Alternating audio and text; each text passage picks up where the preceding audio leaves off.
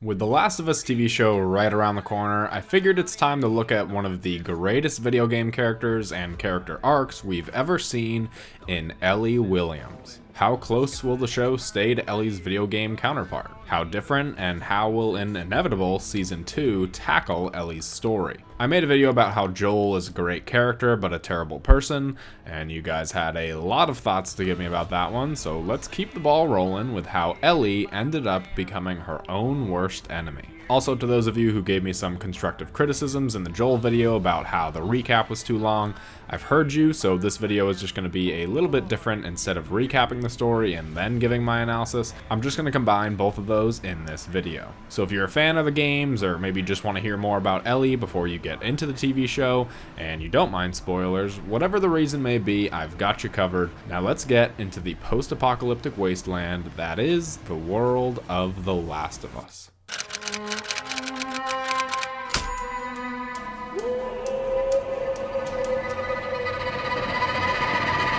When we first meet Ellie in this dark world, Ellie is quite literally a beam of light. She's sarcastic, funny, likable, and overall just a pure kid with a different outlook on the world. The world the way it is through the players' and Joel's eyes is a post-apocalyptic wasteland. Ellie was born into this world and she's never known anything else. However, just because she's a kid and has an optimistic outlook on life doesn't mean she's incapable of surviving in this world. Ellie is of course years ahead mentally of where the average 14-year-old girl is. She's not afraid of this world or the people in it, which has its own set of pros and cons.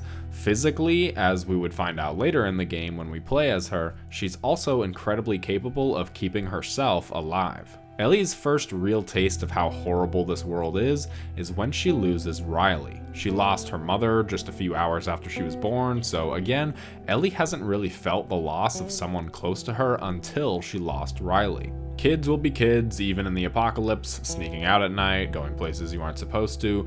The only thing about being kids in this world is that you really have to face the dire consequences of your actions. And Ellie learns that all too well when her and Riley are bitten. Riley was not only Ellie's best friend, but someone she had great feelings for as well. And when Ellie doesn't turn, but Riley does, Ellie realizes that she has something she can give this world, something that all of her hope can go towards. A cure. So she starts on her journey with Joel and Tess, and she carries the tragic events of what happened 3 weeks prior with her at all times. She isn't very trusting of either Joel or Tess, but goes along with them because Marlene tells her to. Along the road, Ellie is forced to tell Joel and Tess about her immunity, to which Joel thinks is a bunch of malarkey, but Tess convinces him otherwise. So the three of them continue along, Ellie continuing to see the brighter side of life regarding their circumstances when it's revealed that Tess is bit. While Ellie didn't nearly have a close relationship with Tess, it still reminds her about how important their journey is. If they can get to the Fireflies, make a cure, then people like Tess and Riley wouldn't have died. But now it's up to Joel, this stranger, to take care of Ellie. There's obviously plenty of moments between these two that build their relationship, but it's Ellie who first starts to open up to Joel, trusting him implicitly on this journey, knowing that he's gonna take care of her. And while she trusts Joel 100%, she also starts to see him as a kind of father figure, something that she's never had before. This makes him wanting to give her off to Tommy all the more heartbreaking for her. She says that everyone she's ever cared about has died or left her except for Joel, bringing up Sarah's name in the process, which makes Joel deliver the lowest possible blow he can give her in that moment. In this scene, Ellie truly doesn't understand why Joel wants to give her up. She doesn't sympathize with Joel's intentions because she doesn't understand them, and she wonders why he won't let her in when she's done the same for him. But of course, Ellie eventually wins him over, and they continue their journey together. But another bump in the road hits when Joel gets severely injured, leading to Ellie not only having to take care of herself, but take care of Joel as well. This part in the game really shows you just how far Ellie has come both mentally and physically. She's not a kid anymore, she's responsible for herself, who could quite literally be the most important person in the world, and also Joel, the one person that she cares the most about in the world. While she's perfectly capable of handling herself, she's relieved when she sees Joel because she knows that she doesn't have to take care of herself. She knows that Joel's gonna take care of her now too. While the run-in with David and the cannibals certainly had a great effect on her, it doesn't stop her from continuing to have hope and see the beauty in this world.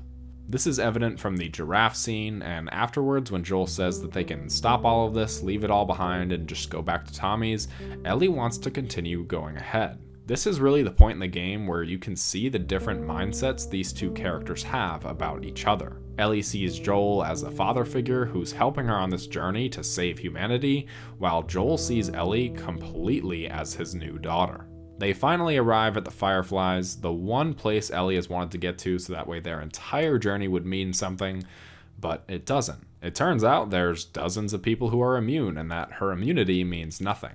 In turn, making the journey, along with Riley, Tess, Sam, and Henry's deaths, meaningless. Ellie has a spark of doubt, asking Joel if what he's saying is the truth, and he tells her it is. Ellie has no reason to think he's lying, so she trusts him.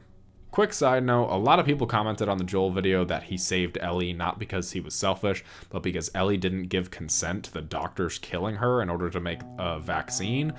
And that's the most ridiculous thing I've ever heard. She wanted her life to mean something, she says it in the game. And in part 2, she's angry at Joel because she knows she should have died so that way her life can mean something. So no, this was not Joel saving her because she didn't give her consent.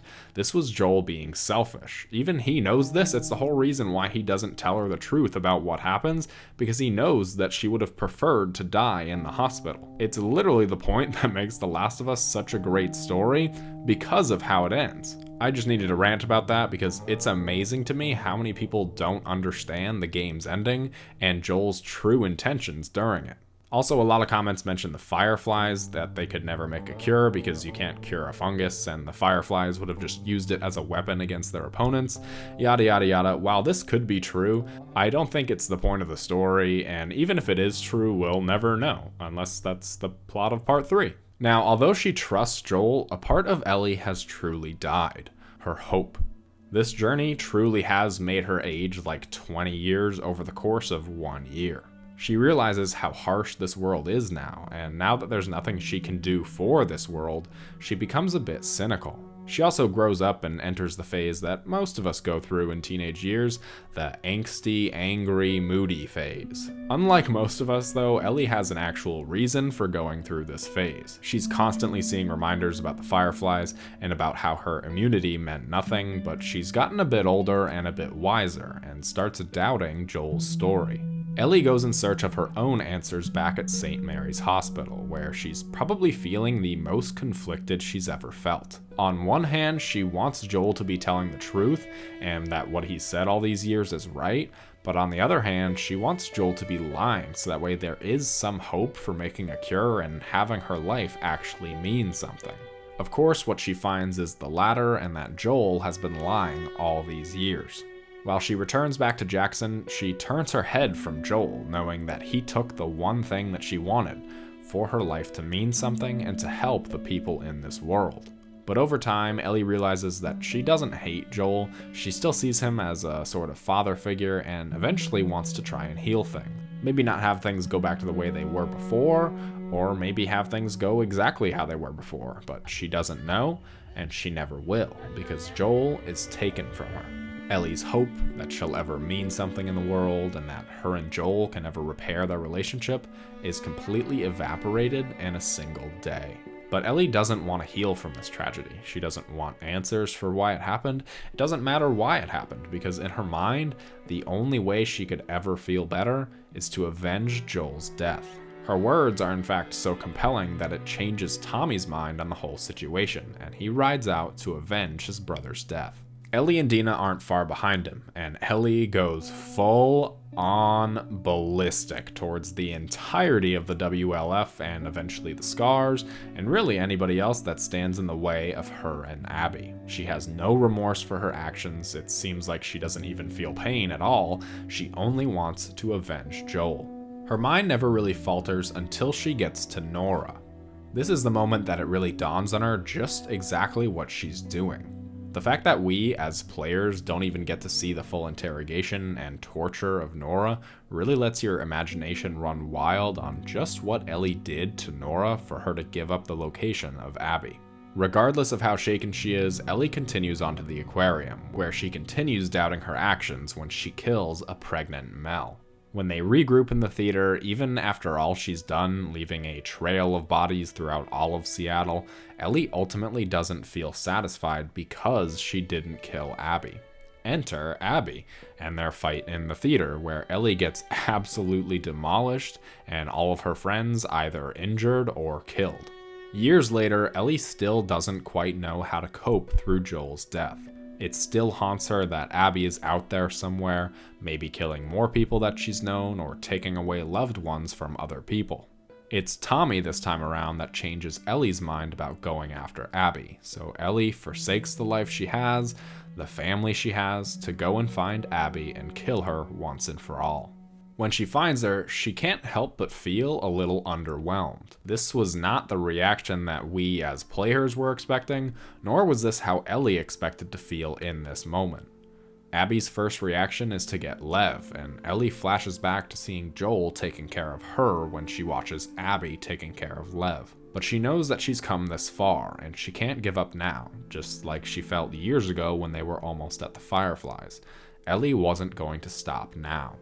She fights Abby in a more evenly matched fight this time, but in a way, Ellie has become exactly like the two people that she doesn't want to be, Abby and Joel.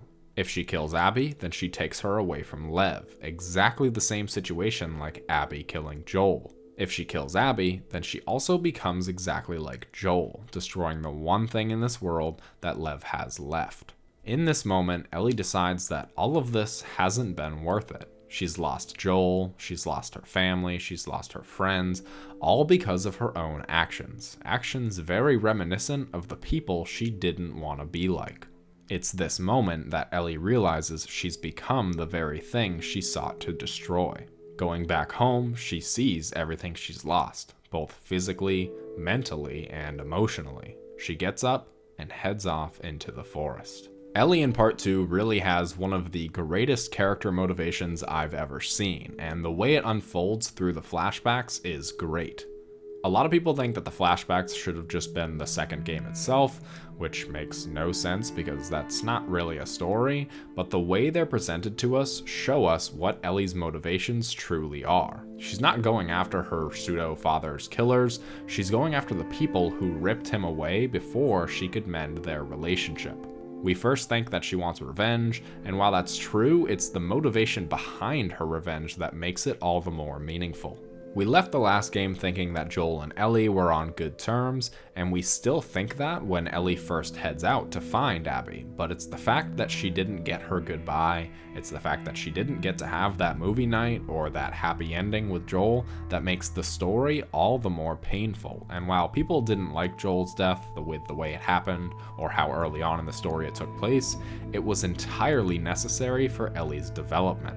Ellie's story, at least so far, is full of pain and suffering, but it's also a story about hope and keeping it with you at all times, and the dangers of what happens when you lose hope.